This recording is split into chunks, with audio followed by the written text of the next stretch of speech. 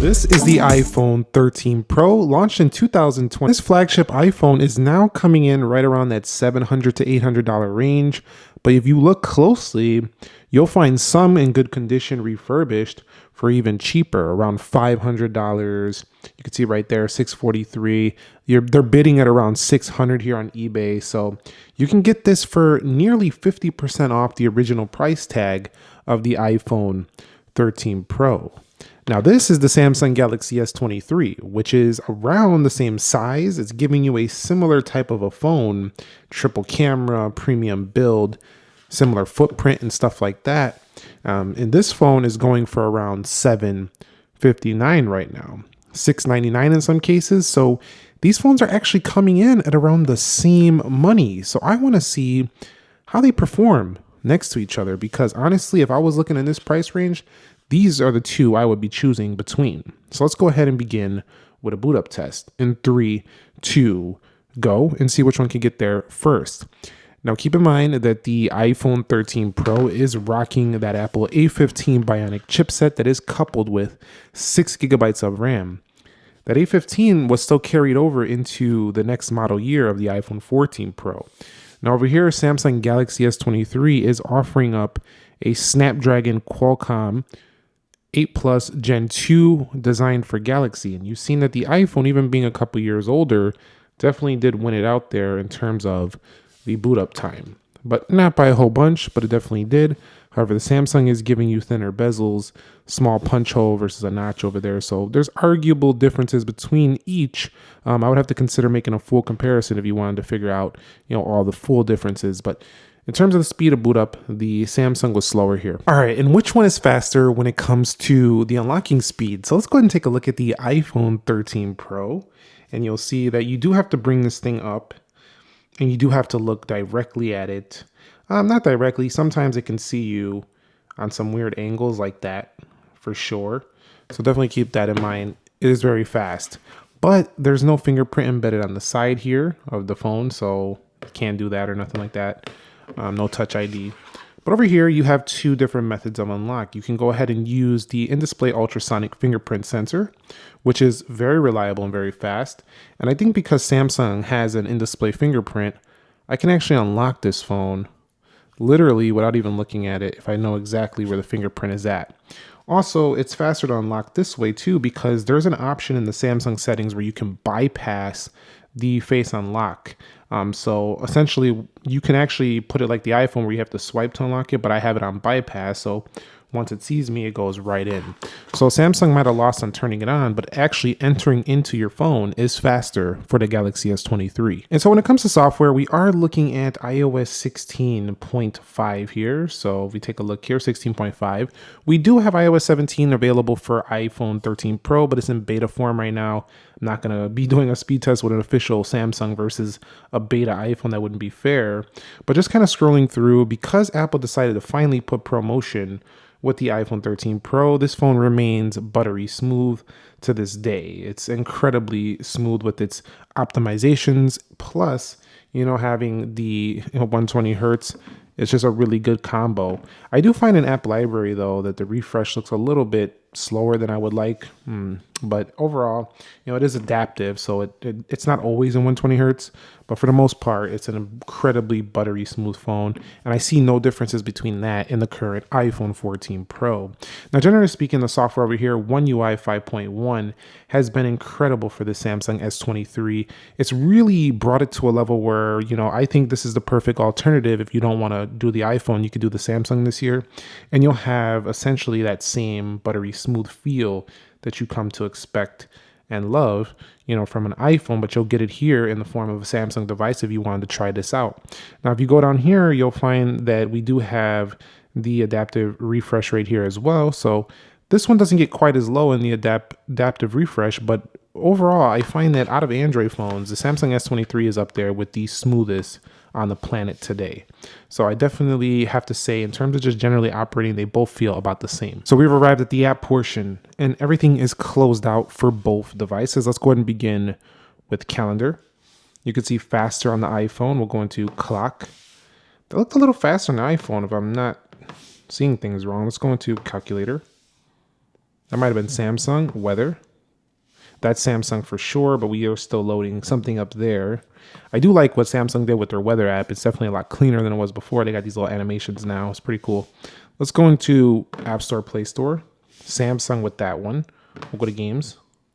Samsung with that one. Again, remember when we're doing this comparison, if you buy one or the other of these phones, they're both in the same price tag. Like you'll spend the same exact money to get either. And the iPhone looking about the same overall so far. And again, look at the footprints. They're basically the same shapes, same sizes, but look at that and look at that. That's a big difference right there. We'll go to Twitter. And I do believe that the Samsung does get brighter. Not brighter than the 14 Pro, but it gets brighter than the 13 Pro. Overall here in Twitter, not a major difference. We'll go into Amazon. Faster on the Samsung. So the animation's starting to look quicker now on the Samsung. So it looks like the stock apps are a little bit snappier on the iPhone, but these third-party apps are looking a little bit snappier on the Samsung over there. Yep. Go to categories. Yep, again. And again on the Samsung. So for all of you who think that Samsung is some laggy mess, you got another thing coming. Let's go into Best Buy, and you'll see that one was the iPhone. We'll go to products. Let's take a look at cell phones since we're doing cell phones here. We'll go to iPhone on both. And Samsung on the right. Coming out of here. So you've seen right there the Samsung snappier. We'll go into Starbucks. And right there, Starbucks looks fast on the right. We'll go into Dead Trigger 2. Can the iPhone shut me up here in gaming though? It usually wins it out here. And yeah, a little bit faster there on the left. We'll hit play. And play goes to the Samsung. So it's just the load times. We'll go into Asphalt 9. And we'll see which one could do better here. So it does look like the iPhone was in the lead. We had a little notification. Not by a ton. And I'm not going to be being biased here. It wasn't by a ton. But it definitely was faster on the left. We'll go into Subway Surfers. And Subway Surfers popping open here first on the right. So it depends on the game. It really does. I love how the S23 is so smooth and so fast now. And also stays very cool. I love that because when you're charging iPhone prices, basically, for Samsung devices, we want to have iPhone-like performance. And you not only have iPhone-like performance in terms of performance, speed, but you now have the smooth factor too going on here for the One UI. So I'm very happy to report that if you did pick up the Galaxy S23, you're going to be very happy with that performance, just like you will with the 13 Pro. All right, so let's go into Call of Duty now here, and we'll see which one can open up this faster. And again, the Samsung device has a really good GPU as well this year. One thing they really improved was the phone just doesn't get as hot as last year, and I really disliked when it did get as hot. Looks like the iPhone is already in here. They're loading up to kind of a different page, but the iPhone was a little faster. Let's go into Geekbench 6 here. You'll see that was faster on the left. We'll go into 3D Mark and faster on the left. So the iPhone definitely won out a couple of games, and it didn't win everything in terms of the general applications. The main apps, the Apple apps, seem a little bit more polished, faster. But a lot of third-party apps were still faster on a Samsung. I'm going to call this pretty much a wash. It's pretty much even here. Usually you don't see that with an older phone, but the iPhones have really fast chips, and you could see why the A15, they kept it here for the 14 models, for the 14 and 14 Plus, because it still kind of competes with the latest and greatest Android phones. But Samsung phone, very impressive for the S23 as well. I'm very happy with that. And in some cases, this is still cheaper than even an iPhone 13 Pro. Let's go ahead and take a look at the RAM management. We're going to go through the iPhone first. As always, buttery smooth. Anybody who makes phones should be taking notes from iOS because this thing, I mean, look at it. I have seen similar performance from MIUI, but nothing still touches or beats the iPhone just yet. And just pure animation butter when it comes to reloading. Just incredible still. iPhone 13 Pro has no problems keeping up with the latest and greatest from 2023. And we'll go here. Let's go over here to Crossy Road. And see the Samsung, while very smooth, there's still a little bit, yes, it's a landscape thing where Android got to get that together, but that looked like a reload there on Best Buy. You can see it just is buttery, don't get me wrong, but it doesn't have quite that level of polish overall, but really much better than years past on the Samsung. And I don't think it's going to bother most people. Multitasking should feel smooth enough for the average user for sure. And no one's going to be going through 1,000 apps like this. But when we are looking at the general performance of both, there's just something about the iOS that just feels and looks smoother. So I'm going to have to give it to Apple still on this one. So let's go ahead and take a look at which one can actually open that camera first. 3, 2, and go. You can see that's the iPhone taking a photo. Looks like the shutter's a little faster on the iPhone as well. I'm going to go ahead and close this out and try it again because sometimes the next time it's a little bit different. And you can see, nope, still the iPhone. We'll close it and do it for a third time. Third time's a charm. Let's go ahead and check it out here. 3, 2, go. And faster on the left still. Now, when punching in, pretty much even there. Not a big difference.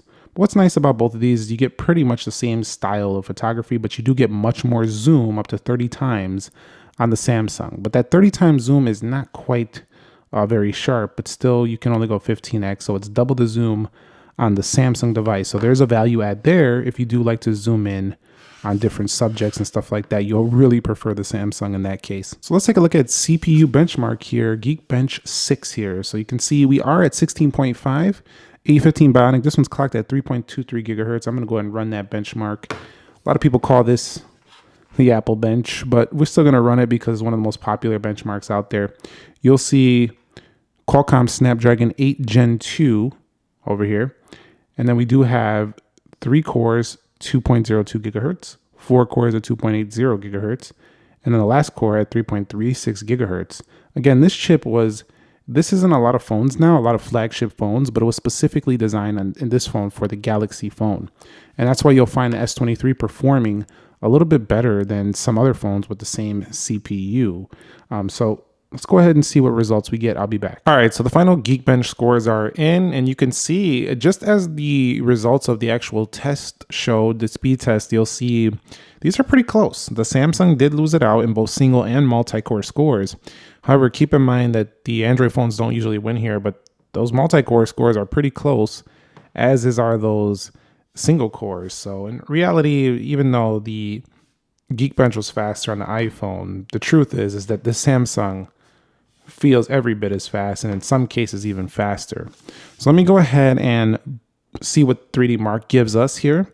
And remember, just because we're comparing speed here, there's other factors too. You might want to try out the DeX.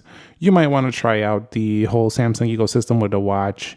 You might want to stay with Apple and do the AirPods and the Mac. Who knows? You might want to do the Galaxy Book Pro with the 360 hinges and stuff and OLED displays.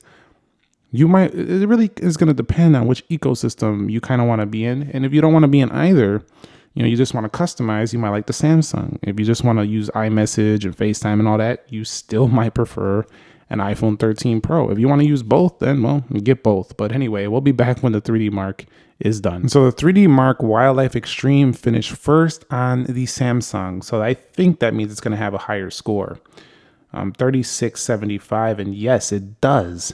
It also has a higher frame rate too, an average frame rate of 22 FPS on the Samsung. So the Samsung actually might be the better phone for gaming. We'll go down here and you'll see 87% better than other devices. Now, what about the iPhone here? If we scroll down, you're going to see 51% better than iPhone 13 Pros, but all other devices, 73%. So they traded in benchmarks, one being faster on the iPhone with the Geekbench and this one being faster on a Samsung. So it's pretty much a wash. You can see that in terms of the thickness, the iPhone 13 Pro is a thick boy compared to S23.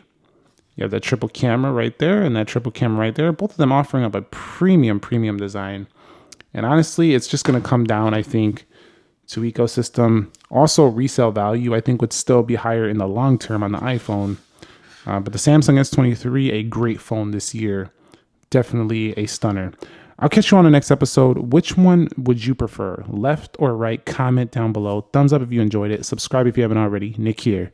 Be sure to be well, and peace.